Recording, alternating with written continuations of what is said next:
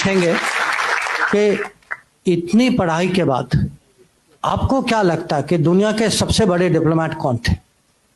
मैं कहूंगा सबसे बड़े डिप्लोमेट एक श्री कृष्ण थे, एक हनुमान जी थे। नहीं, और ये बहुत सीरियस उत्तर दे रहा हूं मैं आपको कि अगर आप उनको कूटनीति के परिप्रेक्ष्य से देखें कि किस सिचुएशन में थे, उनको मिशन क्या दिया गया था, किस तरीके से उन्होंने हैंडल किया था। और हनुमान जी ने तो माने उसके साथ इतना इंटेलिजेंस भी और मिशन के आगे भी बढ़ गए थे। उन्होंने सीता को वो कांटेक्ट भी किया था, पूरी लंका की खबर ली, लंका को जला भी दिया उसके बाद।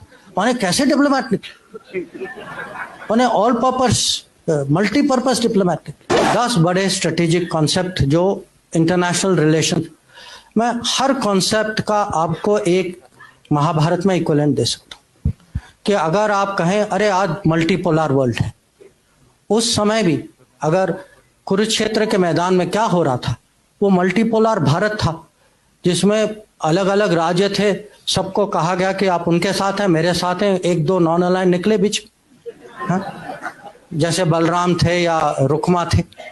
या अब हम कहते हैं कि ये ग्लोबलाइज दुनिया है, इंटरडिपेंडेंस है, हम सब पे ये बाधाएं हैं, कंस्ट्रेंट।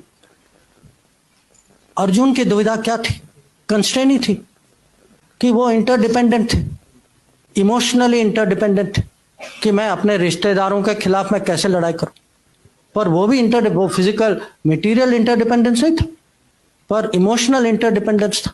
या हम कभी कभी हम कहते हैं अरे पाकिस्तान ने ये किया वो किया, चलो हम स्ट्रेटेजिक पेशेंस दिखाते। स्ट्रेटेजिक पेशेंस का सबसे अच्छा उदाहरण जो है वो कृष्ण भगवान जिस तरीके से उन्होंने शिशुपाल को हैंडल किया कि 100 बार उन्होंने क्षमा किया, 100 बार, उसके बाद आपको पता है उन्होंने क्या किया। या आजकल ये टर्म आया है रूल्स बेस्ड ऑर्डर, हाँ, कि एक मर्यादा होती है देशों के बीच में, जो राजनीति में, कि आपस में कुछ ऐसे कानून होते हैं, कुछ रूल्स होते हैं। महाभारत की कहानी क्या है कि जो रूल्स का उल्लंघन करते हैं, जैसे कर्ण या दुर्योधन, वो अपने आखिरी समय में खुद उनको अचानक रूल्स याद आ जाती कि वो कहते हैं भाई ये नहीं करो क्योंकि ये रूल के मुताबिक, और पूरी जिंदगी जो है उन्होंने उसी रूल्स का उन्होंने पालन नहीं किया था। आज हम कभी कभी आपस में हमारी डिबेट होती है कि हमारे खिलाफ हमसे बड़ा देश। अब ये याद रखिएगा कि पांडव जो है, पांडव कौरव की प्रोपोर्शन जो थी वो 7-11 थी, कि वो छोटी फौज थी, उनके पास छोटी फौज थी पर बड़ी सोच थी, अनुशासन ज्यादा था, क्रिएटिविटी ज्यादा था, इंटेलिजेंस ज्यादा था, और श्री कृष्ण उनके साथ थे। और हम कभी कभी रेपुटेशनल कॉस्ट की बात करते हैं कि रेपुटेशन जो है कूटनीति में, राजनीति में भी, जिस पे आप भरोसा, अब भरोसा की मैं क्या कीमत बताऊं आपको, जिस पे भरोसा करते हैं उसकी जो वैल्यू जो है, पार्टी हो, आदमी हो, देश हो, रेपुटेशन की बहुत कीमत होती। और पांडवों की रेपुटेशन जो है कौरव से इतनी अच्छी थी, रेपुटेशन का बहुत फर्क पड़ा।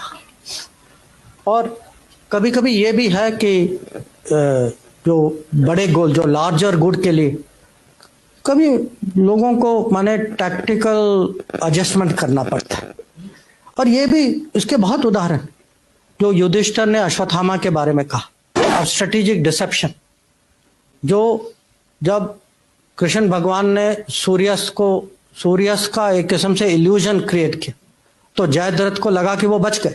हम जो हैं इतनी माने आसानी से ये शब्द लेते हैं, Trojan horse, Achilles heel, Gordian knot. अब ये कहां से आते हैं ये शब्द? किसी और के कथा से आते हैं।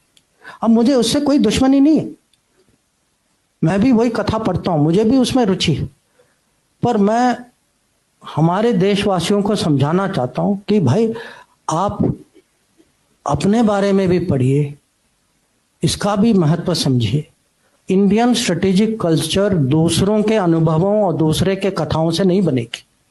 इंडियन स्ट्रेटेजिक कल्चर इंडिया के एपिक से बनेगी।